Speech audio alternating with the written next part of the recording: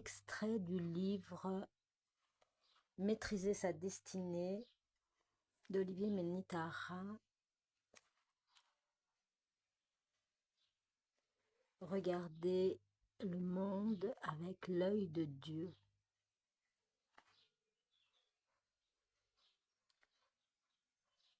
Notre œil intérieur est créateur, il est vivant et beaucoup de choses dans notre vie dépendent de la façon dont nous les regardons.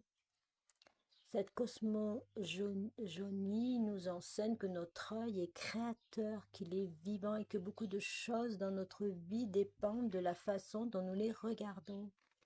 Quelque chose peut venir te blesser, te préoccuper, mais en réalité, cela dépend de la façon dont tu réagis.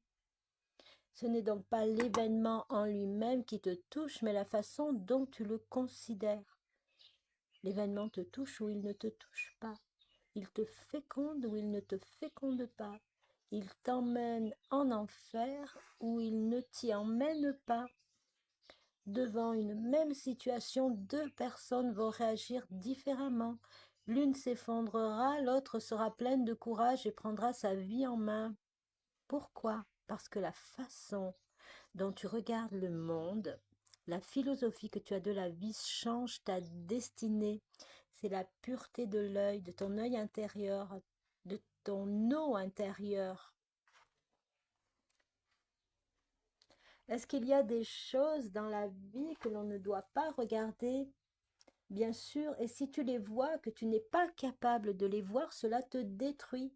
On peut être détruit par un regard posé sur quelque chose que l'on ne devait pas regarder.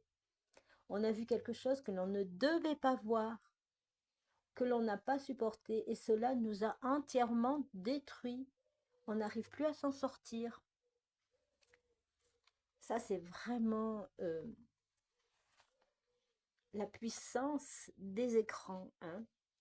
Il y a réellement une fécondation dans l'œil et toute ta vie peut être changée par un seul regard, suivant sur quoi tu poses ton regard. Toutes ces lois qui sont à l'intérieur de nous sont des lois cosmiques qui nous ont enfantés. Si tu veux savoir qui nous a enfantés, regarde-toi toi-même, regarde tes yeux, tes oreilles, tout cela parle d'un autre monde. C'est Dieu qui a créé les yeux, les oreilles, le nez, les pieds, la respiration, la nutrition et toutes nos activités. Et derrière tous ces organes, il y a d'autres mondes. Si nous ne le voyons pas, c'est que nous avons perdu l'œil, la vision juste des choses. Il y a un livre d'Annick Souzenel sur la symbolique du corps humain et elle vous explique derrière chaque organe, il y a une énergie, il y a une signification, une compréhension de chaque organe qui a une signification spirituelle. Alors, je continue. Maîtriser son œil pour maîtriser sa vie. Si vous voulez vous approcher de la lumière, vous devez savoir qu'une des conditions est que l'eau, votre eau, devienne claire, transparente, pure, vivante. Je parle de l'eau en général et aussi de l'eau de votre âme, de votre conscience, de votre sensibilité, de votre vie. C'est à travers cette eau que le monde divin peut venir se refléter et avoir un accès direct à la vie de l'homme dans le monde concret. Vous avez un instrument extraordinaire en vous qui est l'œil. C'est une vision, l'œil. Et l'œil est lié à la lumière et à l'eau et il possède la capacité de nettoyer et de maintenir la pureté dans votre vie. Ta façon de regarder le monde détermine ton eau et ensuite l'eau en général. Si tu regardes ce qui est sombre, négatif, alors ton œil t'emmène dans une eau qui n'est pas claire, qui est malade et transmet la maladie.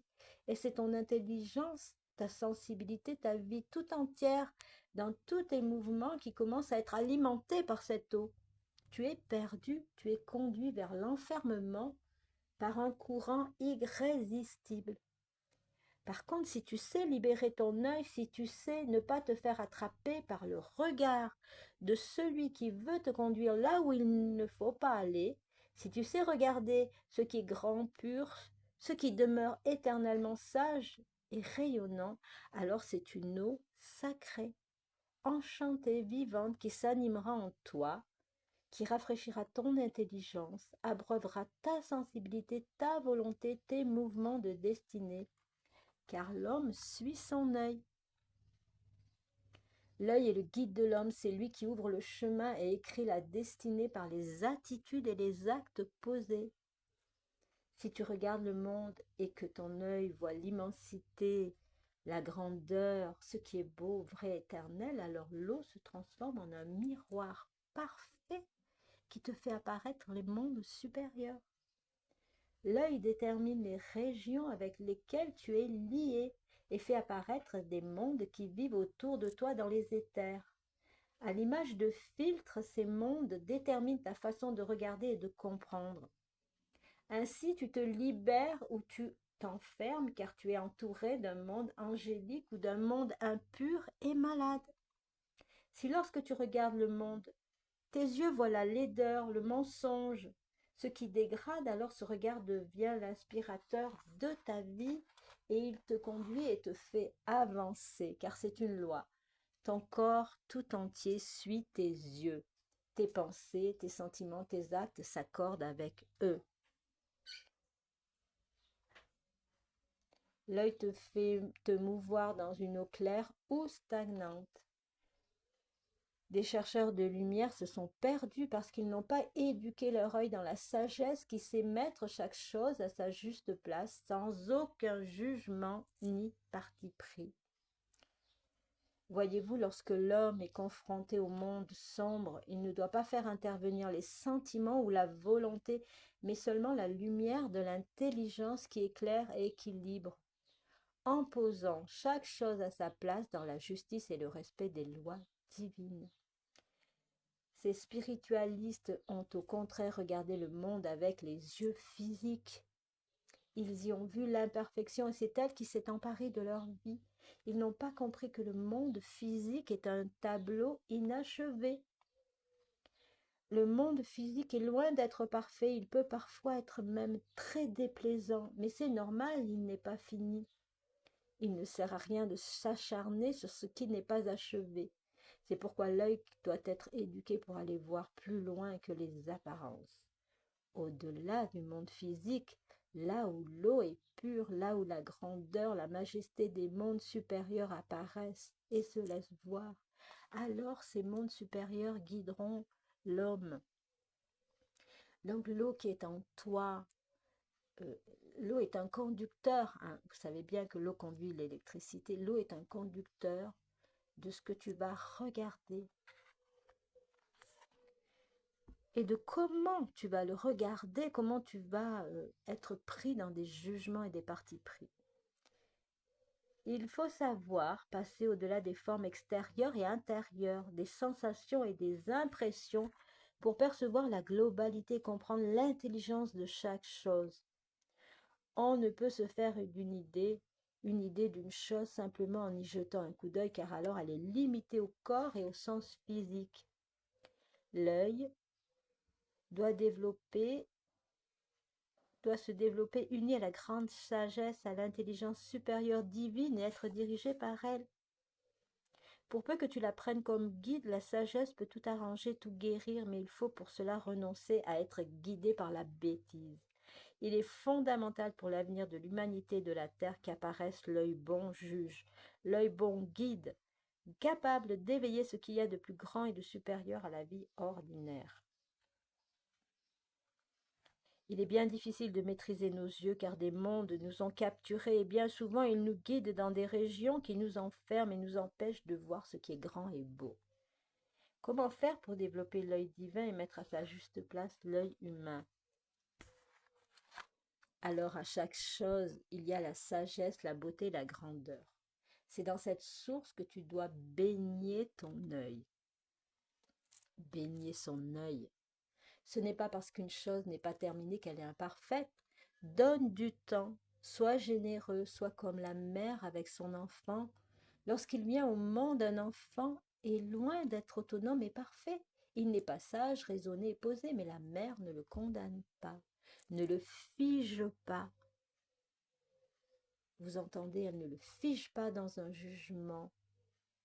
Elle s'efforce plutôt de le former, de le guider, de lui offrir les meilleurs éléments de la vie.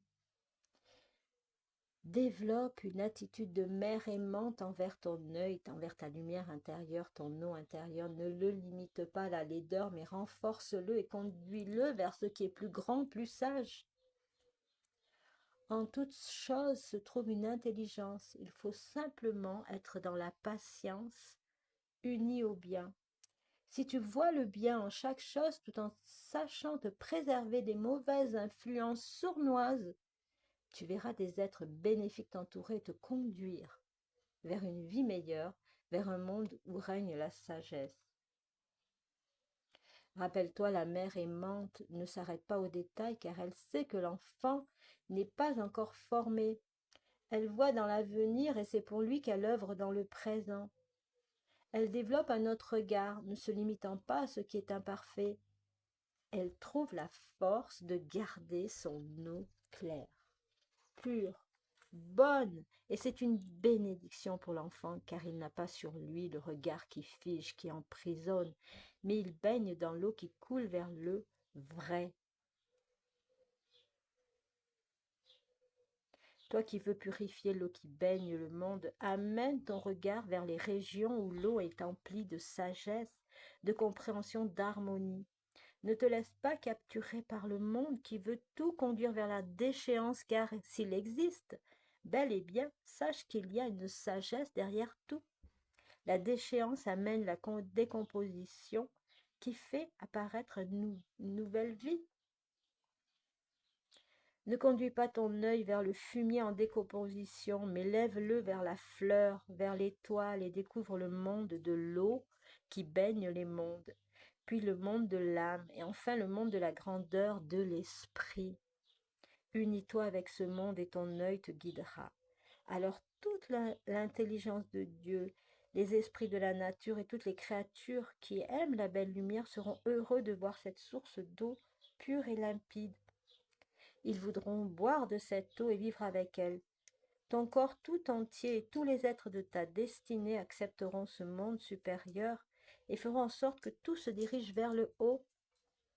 Ta vie sera bénie de l'eau pure qui baignera ton œil, ton âme, ton être. Voilà, ça ce sont des paroles qui purifient. C'est comme le lotus qui sort de la boue. Dans le bouddhisme, on vous dit bien que votre esprit il doit sortir de la boue et s'élever vers la lumière pour s'ouvrir à cette lumière et donner son fruit.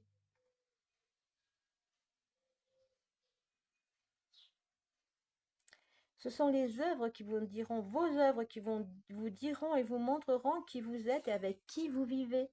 Si vos actes sont comme de l'eau pure qui coule pour abreuver les êtres dans la clarté, l'amour, la vérité, la sagesse, de l'eau qui apporte l'abondance, l'évidence, la prospérité autour de vous, alors vous êtes dans la lumière.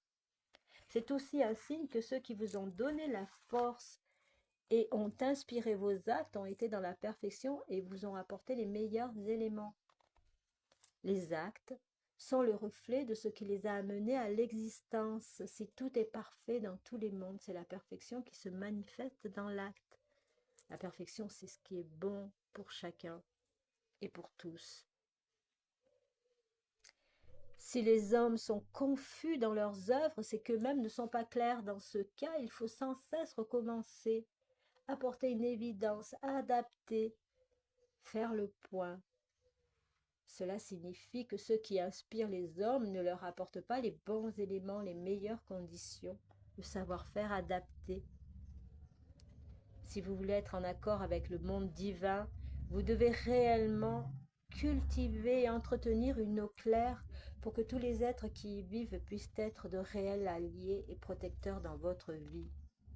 Il ne doit y avoir aucune zone d'ombre et d'aucune pollution entre vous et le monde divin. Or, c'est l'eau Le monde de l'eau, l'intermédiaire, c'est pourquoi tout doit y être pur, clair, conscient. Si vous ne protégez pas votre eau, si elle n'est pas claire par votre pensée, vos sentiments, vos désirs, par votre œil, votre vision intérieure, vous êtes réellement en danger car vous ne pouvez pas savoir si votre inspiration est bonne ou mauvaise. Vous ne savez pas qui dirige votre vie et avec qui vous êtes associé. Soyez toujours dans cette idée de préserver un endroit sacré en vous et à l'extérieur de vous pour que les êtres purs puissent y vivre et être vos associés, vos aides, vos protecteurs, vos conseillers, vos amis sur le chemin. Faites-le réellement. Organisez-vous, que ce soit une œuvre individuelle ou collective. Si vous ne le faites pas, vous serez toujours dans la faiblesse et vos œuvres, vos réalisations ne seront jamais pures. Un élément perturbateur viendra toujours se glisser pour cacher le résultat final. Vous ne serez pas prospère. Vous ne pourrez pas enfanter un monde pur et vrai, puissant et vivant dans le concret, parce qu'il faudra sans cesse nettoyer l'œuvre et la compléter. Tel est le sens profond des êtres illuminés de Dieu, des êtres de la lumière.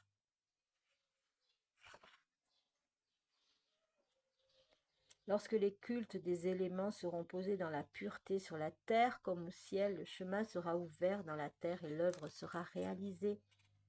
Alors toutes les flammes allumées par vous et tous les êtres illuminés seront bénis et consacrés, tout comme l'eau, l'air et la terre de ces lieux dédiés à l'étude et au sacré. Ce sera une force, une beauté, une protection, une abondance, une inspiration de lumière. Soyez fidèles à ce que vous comprenez, à ce que vous pensez être juste et vrai. Soyez fidèles jusque dans les pas que vous posez sur le sol, jusque dans vos œuvres. Si vous aimez Dieu, si vous aimez le Christ, si vous êtes en attente de recevoir sa lumière, soyez juste, soyez fidèles à ses paroles. Que vos œuvres soient vraies, conformes, alors vous marcherez puissamment vers la lumière, un pas après l'autre, une œuvre après l'autre, non pas pour la gloire de l'éphémère, mais de l'immortal, du Père et des dieux. Votre regard, votre façon de regarder est la clé.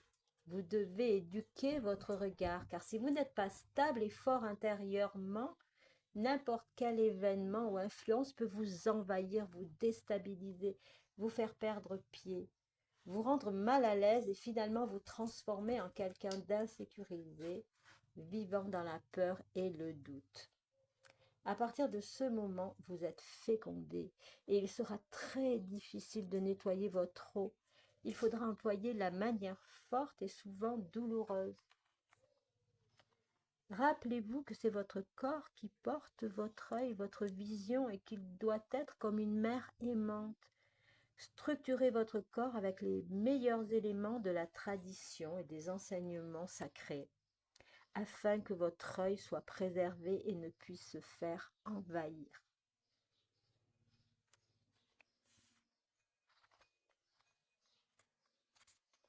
Alors, il y a une prière. Alors, je l'ai un petit peu modifiée, hein.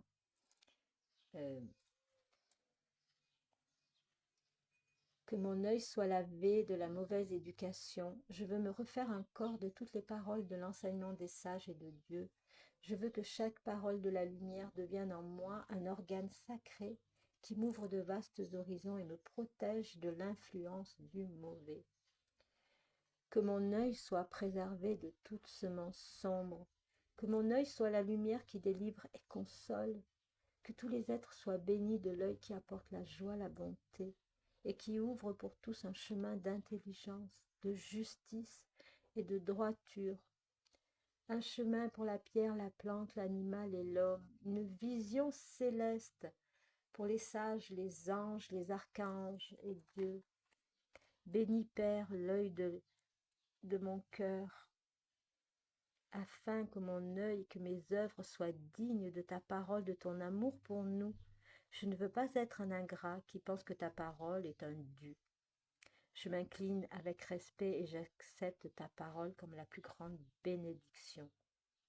Père, toi qui as mis au monde le Maître Jésus, toi qui, à travers les enseignements, nous a donné tout son amour, je veux pour toi poser tes œuvres dans l'eau claire et pure que tu aimes. Je sais que ta parole est vivante, ta pensée sur moi est vivante, ton regard sur moi est agissant. Féconde-moi, Père, afin que je fasse tes œuvres sur la terre. Amen.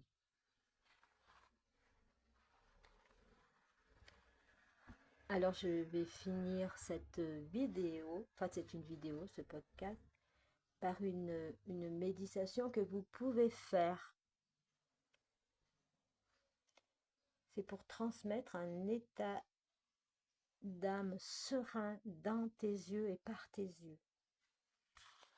Vous savez que dans le bouddhisme, dans ma tradition dans laquelle je suis, les yeux sont reliés au cœur. Tout ce que vous voyez vous ensemence et se dépose dans votre cœur.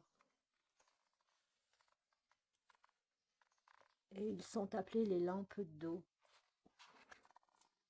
Donc place-toi dans un lieu calme où tu ne seras pas dérangé. Tu choisis dans la nature ou dans une pièce. Respire avec amour et gratitude. Avec douceur, laisse ton regard se poser sur une pierre, une plante, un animal, un objet harmonieux. Laisse ton regard devenir serein, doux et bon. Il existe une façon de regarder qui plonge l'être entier dans le calme serein, la douceur d'âme, la grandeur intériorisée. Regarde autour de toi, puis reviens sur l'objet de ta concentration. Fais cela plusieurs fois, tout en voulant trouver en toi la porte des états d'âme, du calme, de la sérénité, de la douceur et de la bonté. Quand tu poses ton regard sur l'objet de ta concentration, efforce-toi de le toucher avec tes yeux. À aucun moment tu ne dois forcer physiquement et énergétiquement. Tu dois le caresser avec douceur et bonté. Efforce-toi de lui transmettre ton état d'âme de calme, serein et de bonté. Ferme les yeux, entre dans le silence et la sensation de ton être.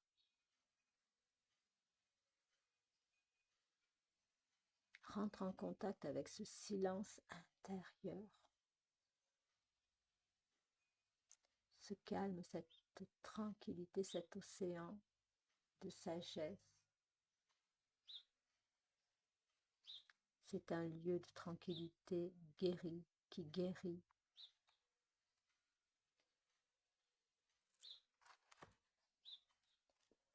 Trouve cet état de calme,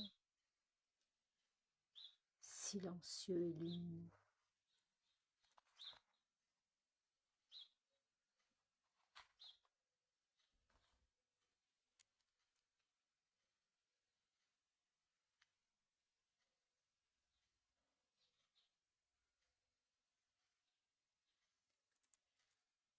Sois tranquille et sache que je suis Dieu. Et tu deviens écoute, écoute, écoute